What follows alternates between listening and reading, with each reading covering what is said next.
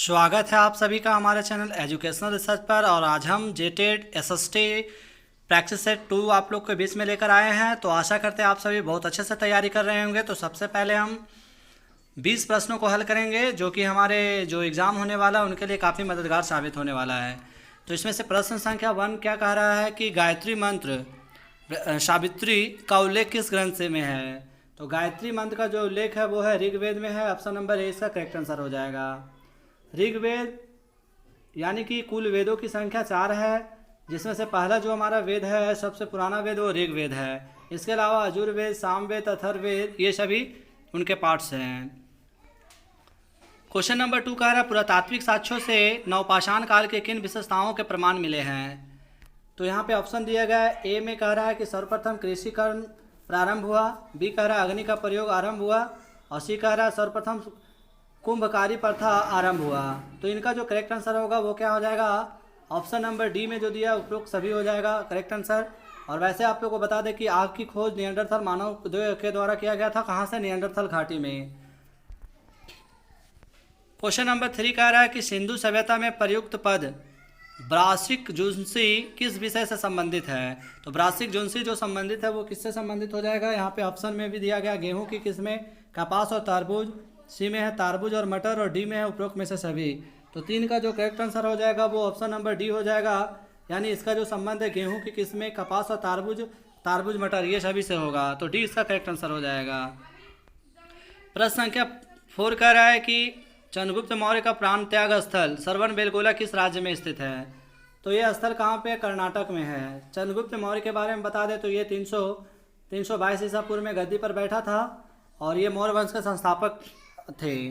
इसके अलावा इनका मृत्यु कब हुआ? तो 298 ईसा पूर्व में हुआ था। और इसके बाद इनका जो उत्तराधिकारी हुआ वो इनका बेटा बिंदुसार थे। बिंदुसार 272 में आनी इनका मृत्यु हो जाता है, 272 तक शासन करता है। इसके बाद इनके बेटे जो अशोक है, जिसे महान अशोक के नाम से भी जाना जाता है, वो गद्दी पर बैठता है, जिन्होंने 261 ईसा पूर्व में क्या किया था, 261 ईसा पूर्व में कलिंग पर विजय फतह हासिल किया था।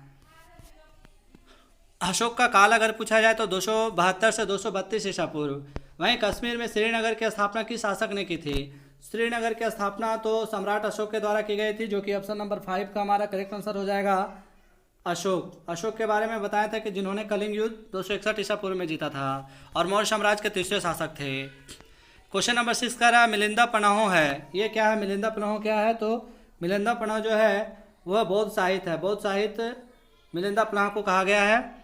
वहीं जैन साहित्य में जैन धर्म के बारे में हम लोग जानते हैं। इसके अलावा प्रश्न संख्या 7 कह रहा है कि भारत का नेपोलियन किसे कहा जाता है। तो भारत का नेपोलियन कहा जाता है समुद्रगुप्त को कहा जाता है। समुद्रगुप्त गुप्त वंश के शासक थे, और समुद्र वंश के काल को गुप्त काल में स्वर्णयुग काल कहा जाता है। श्रीगुप्त जो थे गुप्त वंश के संस्थापक थे। कनिष्क ने सबसे शुद्ध किस्म के सोने का सिक्का चलाया था, ये भी आप लोग जान लीजिएगा। कुषाण वंश के शासक थे। प्रश्न संख्या 8 कह रहा है निम्न में से कौन चंद्रगुप्त द्वितीय के दरबार के विद्वान थे। ऑप्शन दिया हुआ कालिदास, धन्वंतरी, बारामिहिर, उपरोक्त में से सभी।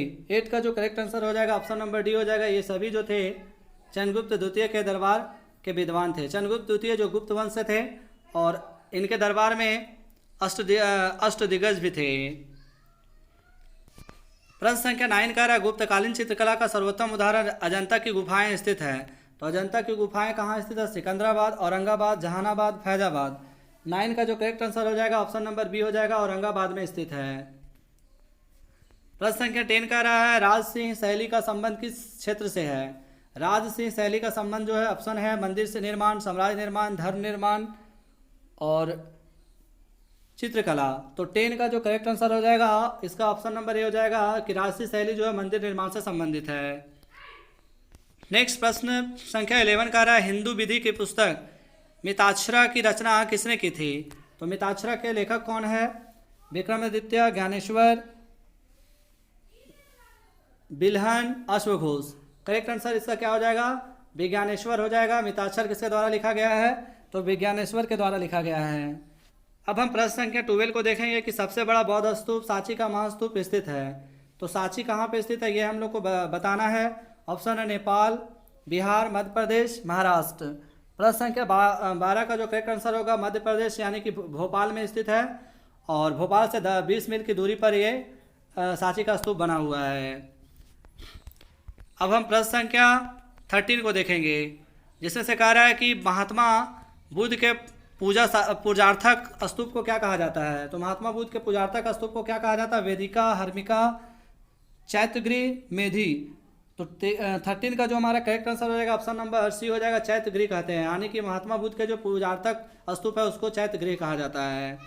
अब हम बात करेंगे 14 नंबर प्रश्न को, बिहार के भागलपुर में स्थित विक्रमशिला विश्वविद्यालय के विनाश का कारण आप किसे मानते हैं? बख्तियार खिलजी का आक्रमण, प्राकृतिक आपदा, औरंगजेब का आक्रमण, मोहम्मद गौरी का आक्रमण। तो 14 का करेक्ट आंसर हो जाएगा कि जो बिहार के भागलपुर में स्थित है विक्रमशिला विश्वविद्यालय, जिसका स्थापना धर्मपाल ने किया था, इसको किसने आने की तहस नहस कर दिया था? तो वो किया था बख्तियार खिलजी के द्वारा। ऑप्शन नंबर ए इसका करेक्ट आंसर होगा। प्रश्न संख्या 15 का है, चार्ल्स वुड ने 19 जुलाई 1854 ईस्वी में भारतीय शिक्षा पर एक व्यापक योजना प्रस्तुत किया था। उस योजना का नाम क्या था? तो उस योजना का नाम क्या था? वुड का डिस्पैच घोषणा पत्र, भारतीय शिक्षा का मैग्ना कार्टा, और ऑप्शन सी में ए बी दोनों। तो मेरे ख्याल से इसका करेक्ट आंसर क्या हो जाएगा? ए बी दोनों हो जाएगा। भारतीय शिक्षा का मैग्ना कार्टा कहा जाता है वुड डिस्पैच को ही।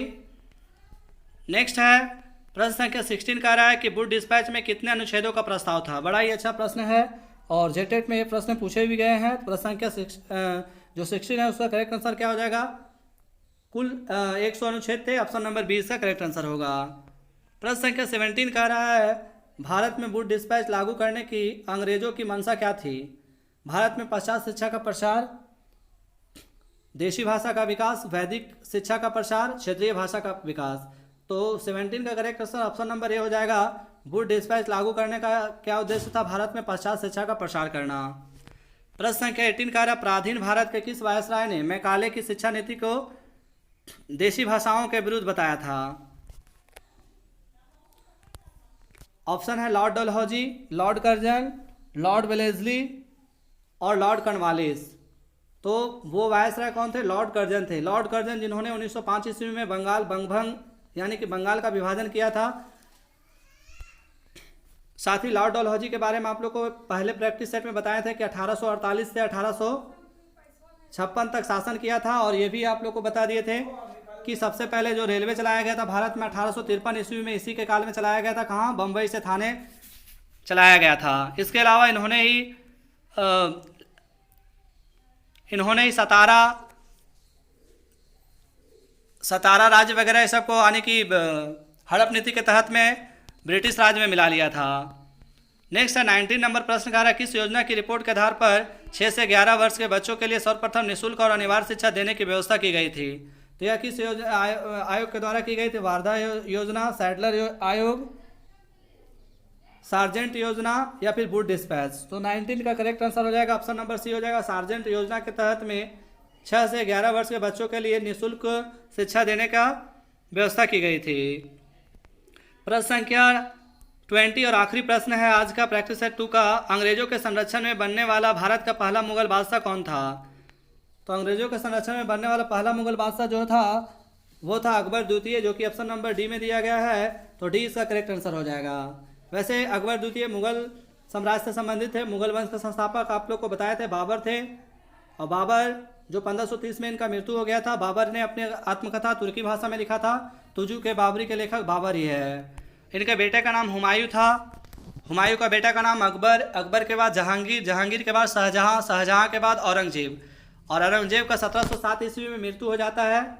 1707 में औरंगजेब का मृत्यु के बाद मुगल साम्राज्य आने की पतन की ओर उन्मुख हो जाते हैं। साथ ही औरंगजेब को जिंदा पीर भी कहा जाता है। यह एक निरंकुश शासक था और कट्टर सुन्नी मुसलमान भी थे।